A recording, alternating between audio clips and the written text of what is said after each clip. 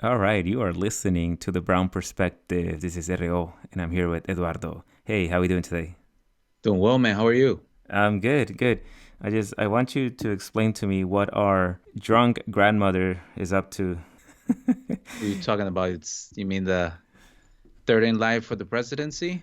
The Is she most an powerful woman is she an in the alcoholic? United States? Because I've seen a lot of videos with her slurring words, or is that just people being ageist because she's losing her ability to speak? I think it's probably a little ageism You think because I so? don't think you can be functional drunk given the type of job that she But has. have I you mean, that seen said, people in politics do drink a lot for the most part. Some do.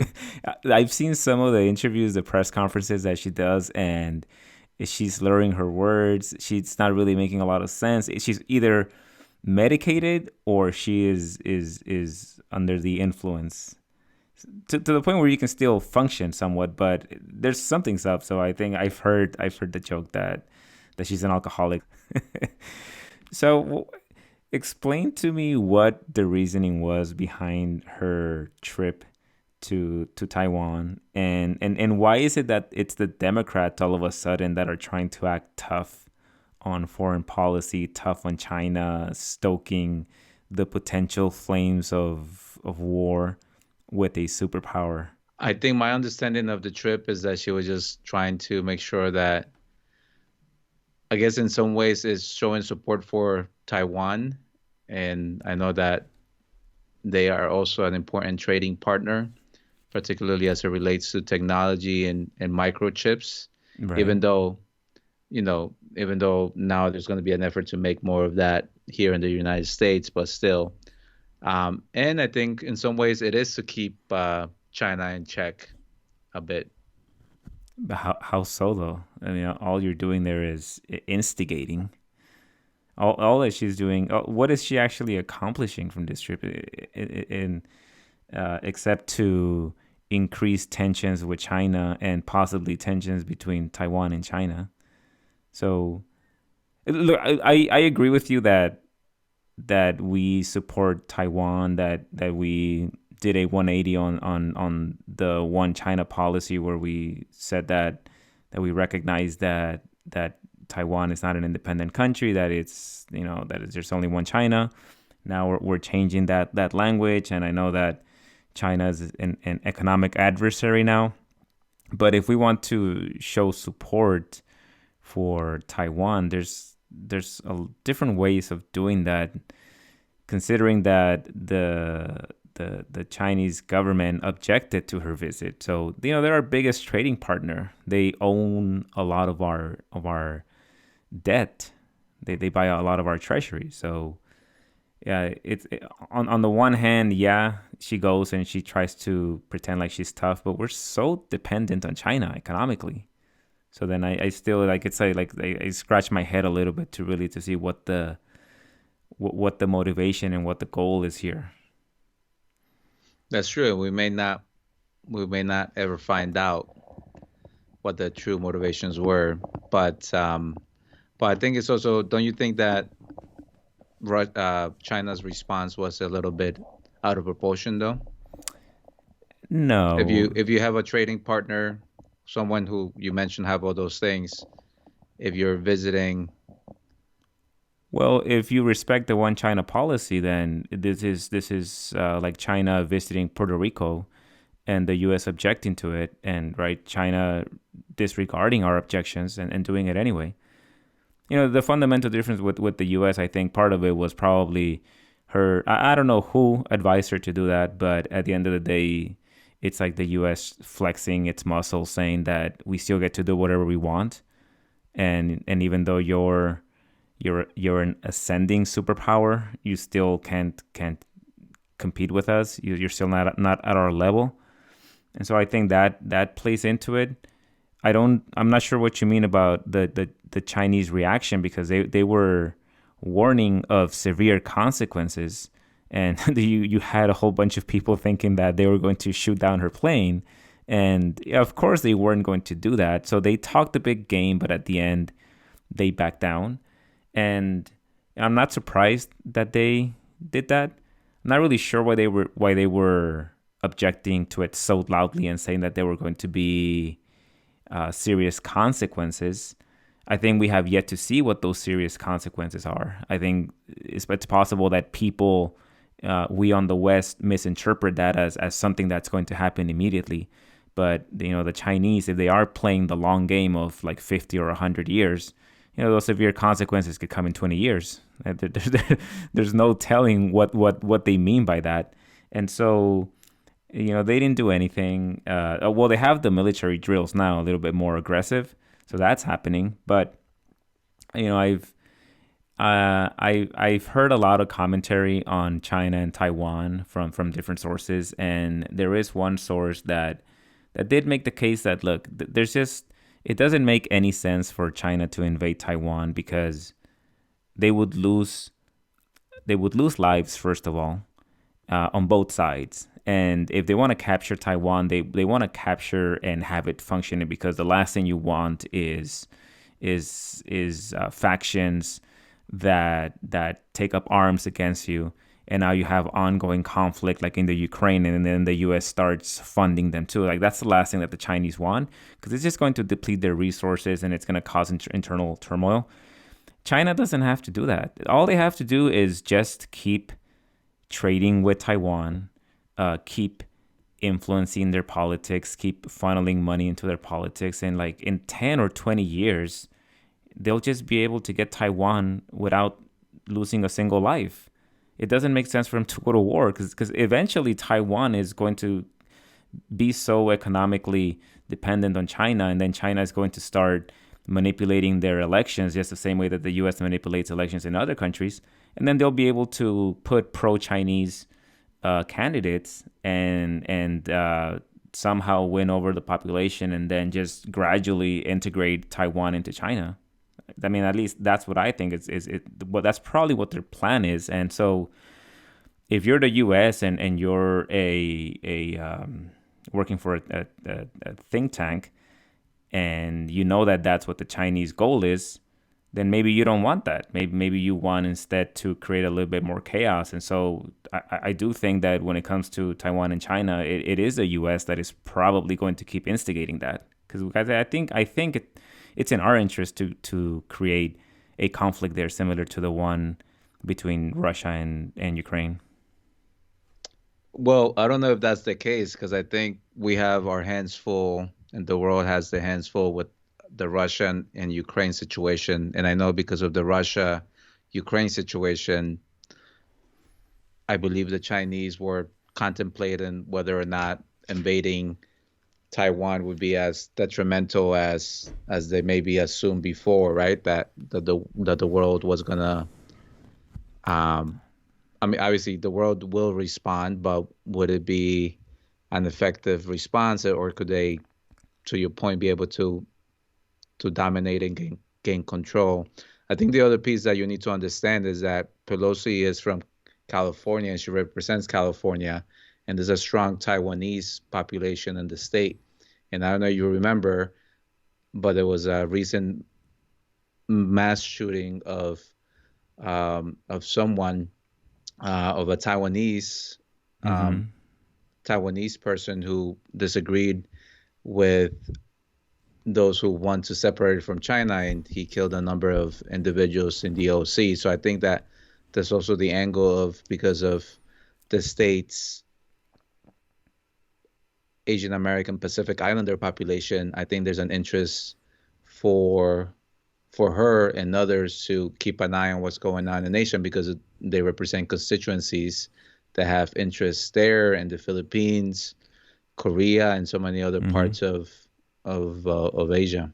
Right, but that doesn't justify her visiting Taiwan against the warnings of China, which is one of our biggest partners. Let's say China was a little bit more unhinged and they did retaliate. I mean, I think Americans are we observe foreign conflicts from a distance. I don't think Americans really understand, because we've never really been attacked outside of 9/11 and then Pearl Harbor during World War II. But I mean, Americans have it easy. But if China was a little bit more unhinged, or even Russia, we would already be at war with them. And, these wars are not going to be like Iraq or Afghanistan or some of the other covert wars like Syria or Libya, where we get to watch them on CNN 24/7. No, these wars against China or Russia are going to be major wars. And if they escalate to nuclear wars, then you can kiss a few cities goodbye. I mean, you could millions of people, maybe even like a quarter of the world's population. That's what we're threatening when we so casually stoke the flames with China by disregarding their concerns and by disregarding what they're saying about us, Pelosi not visiting. And I'm surprised that so many Americans just take it so lightly that it's like it's our God-given right to do whatever we want that she gets to visit. China is a sovereign country, and if it's the one China policy, they say that Taiwan is their territory, then who are we to go and in there and try to stoke the flames of war? I mean, we take war so lightly in this country, and I think I've mentioned this before. I think it's going to take a war at some point for a lot of people to realize that we probably should have been de-escalating, that there should have been a more vocal anti-war movement. If these psychopaths that we have in power actually do push us to war, then it might be pretty catastrophic. I mean, honestly, we're lucky that China and Russia show more restraint when it comes to us trying to instigate. I think the type of war that you talk about, which is certainly a possibility. I mean, what's going on in Ukraine right now, and how that is impacting the rest of Europe. Obviously, there's a concern too, whether it's nuclear war or a nuclear accident because of the destruction of a power plant. I think there's a high cost, and I would like to the optimist in me would like to think that we wouldn't want to have such a war. And to your earlier comment on if it's inevitable, then that China is just gonna assume Taiwan through its economic might, and you also talk about some of the political things that they could do. Why react so aggressively? Why not say, okay, well, if you want to visit Taiwan, we'll do something else, right? Or keep your rage, your emotions closer to the vest versus what they did, which in some parts in my mind is a little bit not a typical Chinese response. And I think part of it is because they're getting ready to have their big party convention and decide on new leadership and things like that. So I think this is also a lot of this seems to be a show for their internal audience, political audience too. But I'm surprised that you consider their response an aggressive move, because if anything, the aggressive move was from Pelosi visiting, right? Because she had no business visiting. An aggressive response from China would have been shooting down her plane. I think what they did was actually pretty mild. They're doing exercises around Taiwan. They've done them before. They're flexing some muscle too. I'm not sure what they're hoping to gain out of it, but I still don't think that they're planning on invading. I don't think it's in their interest. I think if they invade, it's probably because we managed to outmaneuver them and get them to bite and Man, get that them gives to us invade. too much. That gives the U.S. so much power and authority. I think that Well, from the Chinese perspective or the Russian perspective, that's probably not how they see us. right, but you don't see the all of the escalation that we're doing. I mean, didn't the U.S. just announce that we're going to sail one of our cruise ships through their waters as a show of force too? So we're up there. We're constantly like poking the bear, poking the hornet's nest. Now Pelosi goes there and escalates. I mean, look at who it is that is instigating these things. Again, Ukraine is in the sphere of influence of Russia. Taiwan is in the sphere of influence of China. Even if China does decide to invade and they say, we know, screw it, we're gonna lose lives or we're gonna take it, we can't stop them from taking it. I mean, any of our ships that we sail over there, they'll sink them before we get there because they have long range missiles at this point. I mean, it's so far from us. And same thing with Ukraine, and we're sending them money and we're sending them weapons. It's just a big waste because they're neighbors with Russia. So Russia has all the advantage there. And so we're just meddling in other people's backyards under the guise of democracy. And like, I call BS on that because we still support Saudi Arabia. So, you can't have it both ways. You can't say that you're for freedom and democracy and then still be a good ally with Saudi Arabia. So it's all just political games, political theater. And again, her visit, I think people are lucky that China has restraint, because if they didn't, if they were as a little bit unhinged, like like like the U.S. when it comes to war, the way that we just invaded Iraq under the pretext of weapons of mass destruction and destroyed it. If China was like that, they would have shot our plane down, and we'd probably be at war already with them, and few cities would have probably gotten nuked. Yeah, so I think I push back on the. I'm not pro China.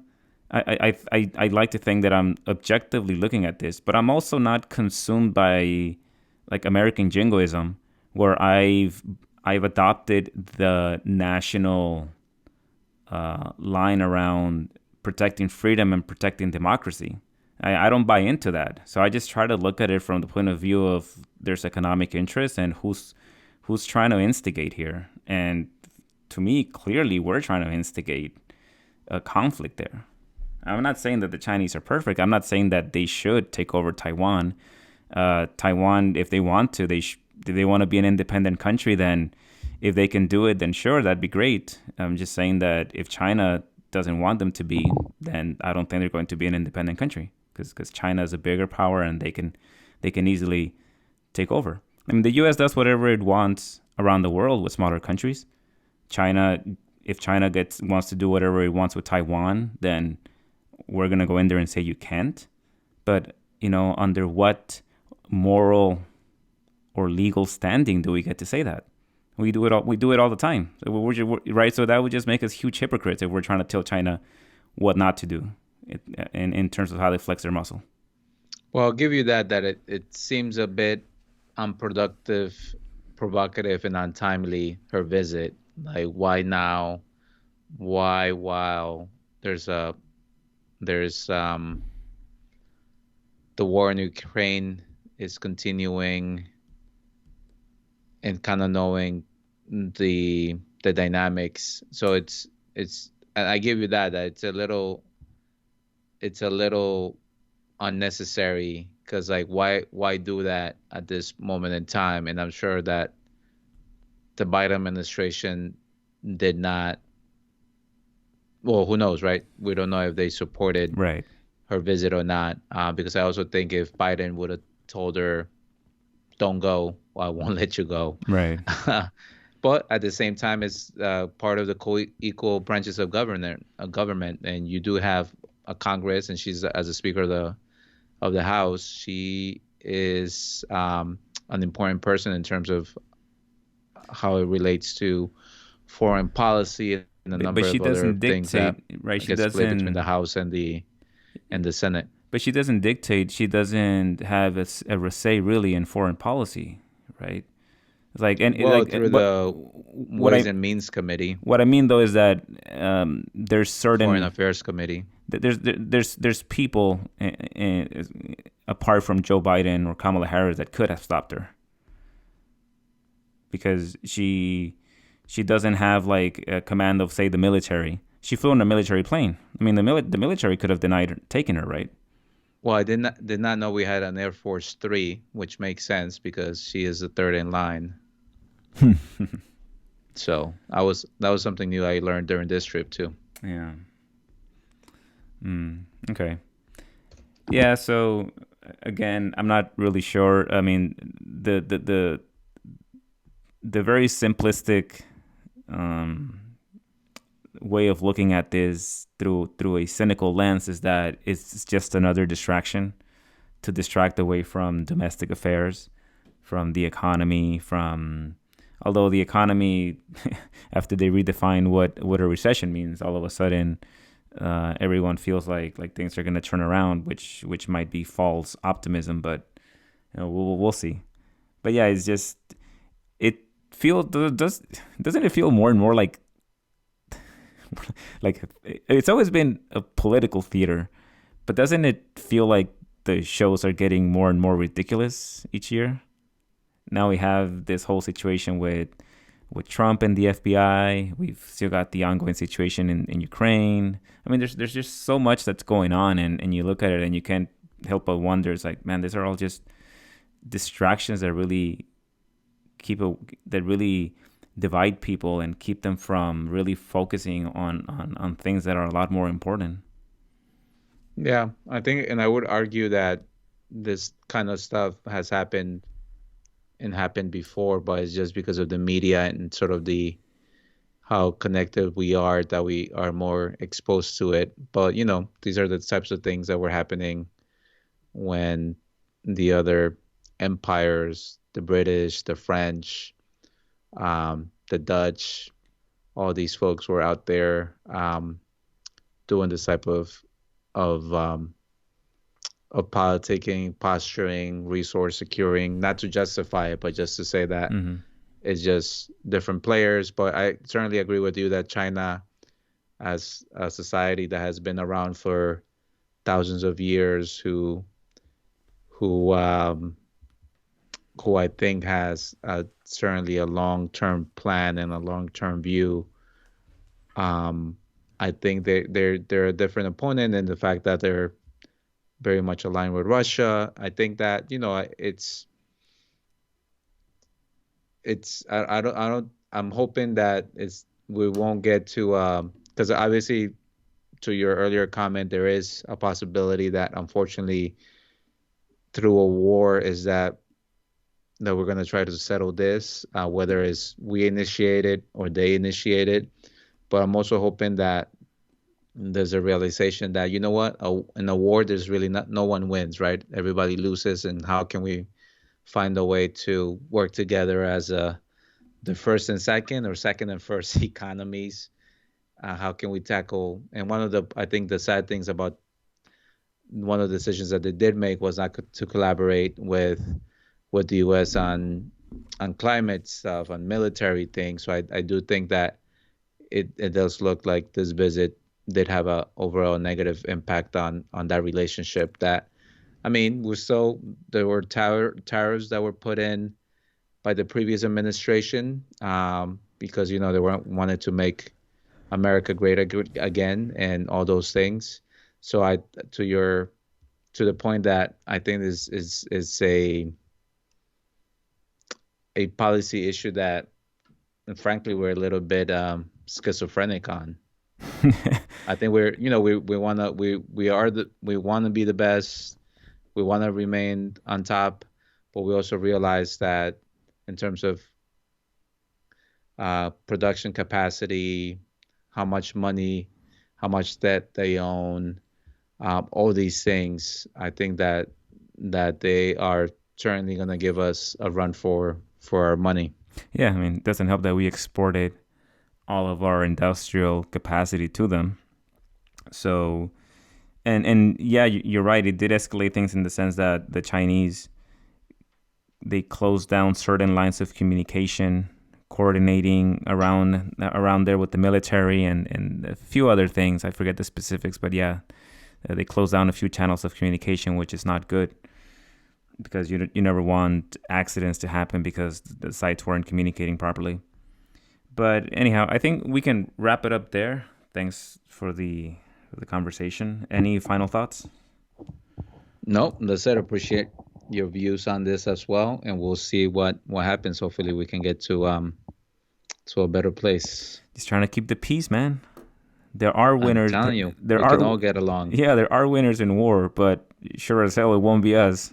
It'll be the major corporations that stand to profit from this. So hopefully it doesn't come to that.